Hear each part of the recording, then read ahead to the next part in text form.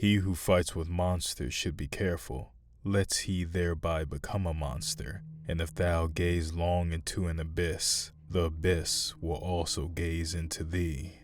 Today's horror story is titled The Puppy in the Basement. Mama told me never to go into the basement, and I wanted to see what was making that noise. It kinda sounded like a puppy, and I wanted to see the puppy, so I opened the basement door and tiptoed down a bit. I didn't see a puppy, and then Mama yanked me out and yelled at me ferociously. Mama had never yelled at me before, and it made me feel sad, and I cried. Then Mama told me to never go into the basement again, so I didn't ask her why the boy in the basement was making noises like a puppy, or why he had no hands or feet. That night, while Mother was sleeping, I snuck back into the basement to make sure what I saw was real, but when I went down there, I saw nothing. It was like that boy didn't exist. It was dark, it was quiet, it was wet, but in the darkness, I felt someone watching me. I felt eyes on me watching my every move.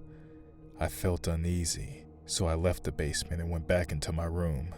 But as I looked at the floor, I saw black footprints that led from the basement all the way back to my room. They were thick, and it smelled like tar. I ran back to my room. The footprints led right under my bed.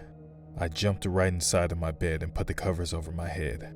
But underneath the bed, I can hear noises, breathing, voices, clawing under my bed.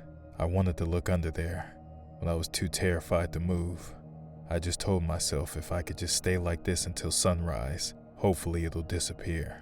As the morning came and the sun peeked through all the cracks and corners of my room, I pulled the cover over my head and looked at the ground. The black footprints was gone, all of it. It was thick as tar, so I was confused on where did they go. They couldn't have just disappeared. I couldn't have been imagining things. I ran downstairs and saw my mother making breakfast. I wanted to question her about it, but I knew she would get upset and yell at me again. I didn't want to make a scene, so I sat at the table and waited for her to give me breakfast. I tried to collect my thoughts and rationalize what happened last night. My mother's back was turned. I couldn't see her face. But all of a sudden, she slammed the spatula down, slammed on the table, and said, "I know you were up last night. If you try that again, there will be consequences." I thought she was talking to me, so I stayed quiet and didn't make a sound, because I didn't want to get yelled at yet again. But then, I heard the basement door open and footsteps run downstairs, and I could smell that faint smell of tar that I smelt the night before. And now, I know I'm not imagining things.